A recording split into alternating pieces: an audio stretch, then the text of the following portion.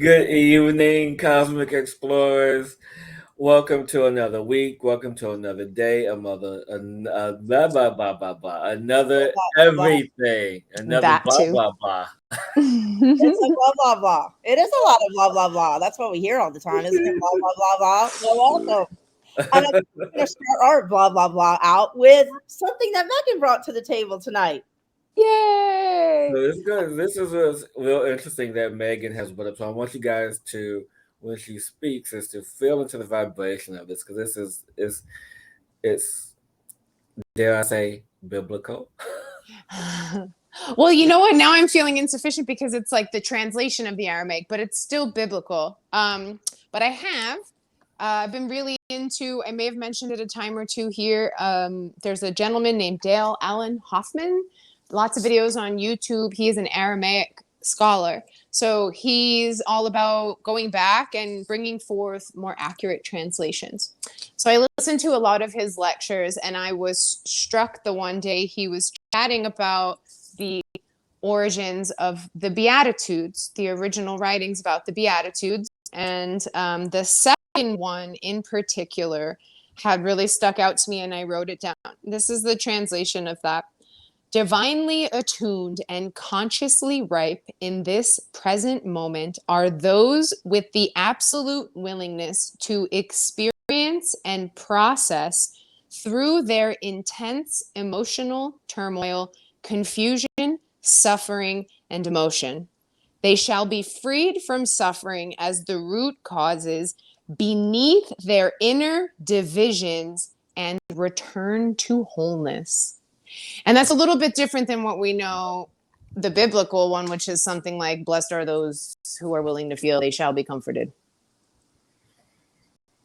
I'm just feeling into that because that is what I speak upon when working with people one on one. It's really getting to the root of that in which we hold, in which we harbor. And even now, just thinking about that, I'm just getting a little teary, a little bit emotional because it triggers in me when I was in school, grammar school, early grammar school. My cousin and I, we had to memorize the Beatitudes. Mm. We had to memorize the certain Psalms. There was like, going to a Catholic school, there was certain things that you had to know. And really hearing that really helps me to really understand the root of which the teachings come from. And I think that's where everything gets lost in translation is the teachings, is that we translate them to fit our own will or to fit our own space or our own whatever to kind of control everything. But it's so much more than that, right, Rebecca? Wouldn't you think it's much more than that? As we break free from all of the funkery, as we call it. I love the fuckery. Oh my gosh. So yeah, my head's spinning right now. I went back to the Catholic when you said Catholic to me, just triggered me. I must have it disappeared and escaped my body during those because I don't remember learning those and I did the whole Catholic school my whole life, and I think I was out of my body the whole entire time. Anyhow, that's a whole nother story. But in saying that, yeah, I totally agree with you that that's gosh, everything's interpreted. You talk about point of views and where everybody's point of view is, and how many people in this whole world has been, from writings, from things, the translation the beautiful translation of the truth that you just read, how people get so wrapped around everything as being the truth, but Yeah, what really is the truth? yeah. And it's this, and it's so what's going on in the world right now. And I might be going off a little bit because I kind of scroll out sometimes, but what I'm feeling is like everything that's going on in the world right now, is kind of what your poem, what you just read, is deflecting right now. So thank you so much for sharing that, because it's so profound right now in the energies of the world and what's showing up in the world and how everything's coming out right now, at a whole nother level. And and people are starting to go within and look at things in a different way and realize, not everyone, but start to realize all this stuff that we've been taught that's not true, and all these stories that are made up to control in the Mm. word of sacred writings that have been changed and shifted in order to accommodate the masses under the control of who the leaders were. Yeah. But I want to say That's something okay with me really. on that. Yeah, but I want to say something I think that's really important for everyone to hear. And going back to Rebecca's favorite word is to discern.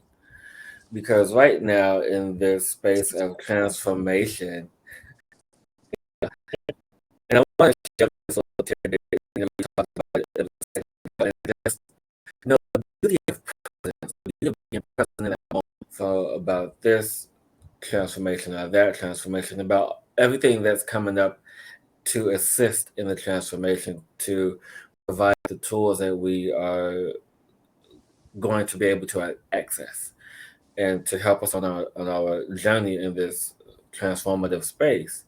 And there's so much out there, and people like, well, this person said this, and this person said this about that. And I was talking yesterday, Hillis. You take a video of my dad. No, why would I do that? It's like, there's all this information. And how we're so educated on everything, and as you said, so many people are African Resonance for us. are stuck in the fucking stories. And what happened to them? But yet we keep ourselves back to it. Phones, The seeking of information.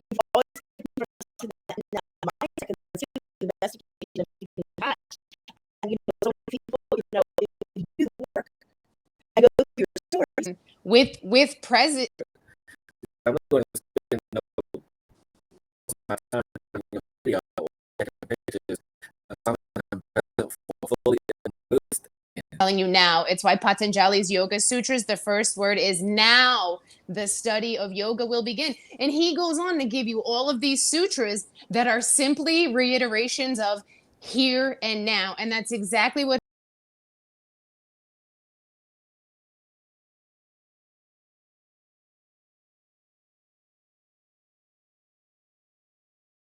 in this present moment. If we all live with our lives like it's a concept, but we are fully immersed in that moment, or And so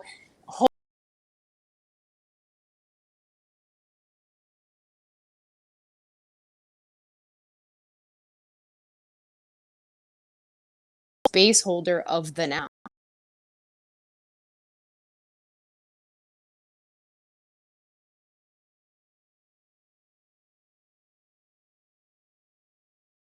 so a few weeks ago, you got beauty. I know what that's it. No, it's perfect. You know, the concert is thinking like it's a work concert. My dad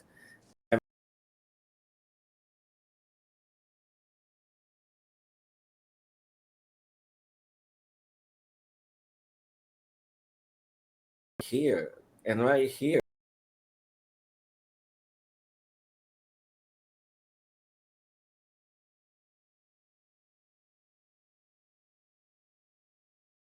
In this moment,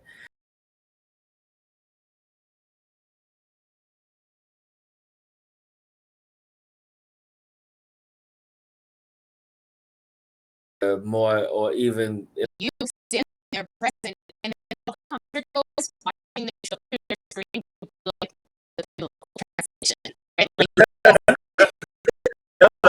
allows for a great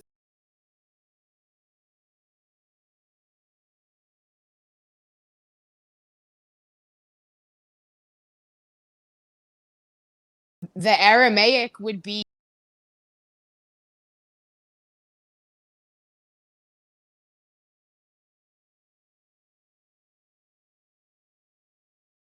I'm laughing because Rebecca, everyone when you're in a given when you're in what you're creating, what you're producing, that is a physical act. Like, but also that is the moment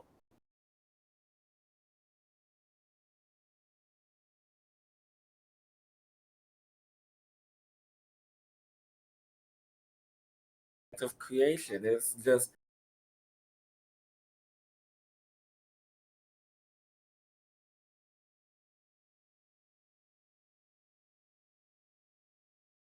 an ant.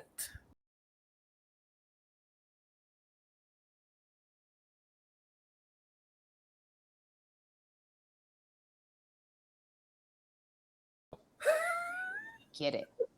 I'm coming back to the presence right now because I went off somewhere. I'm very like all over the place today. I had a fabulous day, but I'm just like I'm in the multi-universe today. So just letting you go if I'm going in.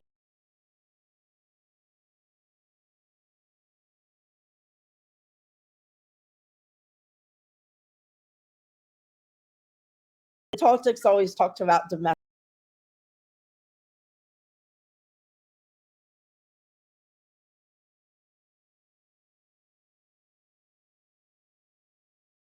to grasping on and holding on to the now for future review Yeah. of a remembrance. And how many people nowadays, because of that grasp,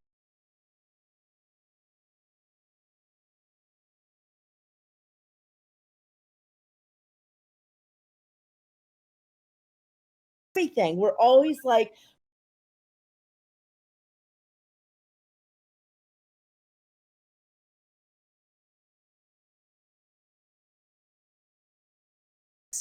you stop taking the pictures because you know the picture of what it was, but yet you know the experience of what it was. You know you can go back to it anytime you want if you like to review it, but it's not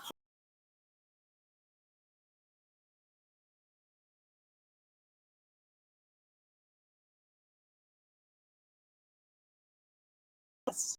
And that part of us always shifts and changes until we can claim our divine to bring that like that separation that we've lived with our whole lives. You know, we've been taught since birth when we came out. When we can go to that place to like take that separation, to step in, to the embody who we truly are and the humanness that we came here to experience, along with that higher self or that spirit or that soul part of us, whatever you want to call it. But bringing that together to the wholeness of who we truly are, to walk this earth in the now, in the presence, in the light we truly are. And even if there's chaos around us, we can see the sparkles of light everywhere. And that's what we need to do. That's what we're required to do when you're present. Like today, I just to share real quick, you know, I got off the phone with Megan. We had a fabulous conversation outside the grocery store on the phone.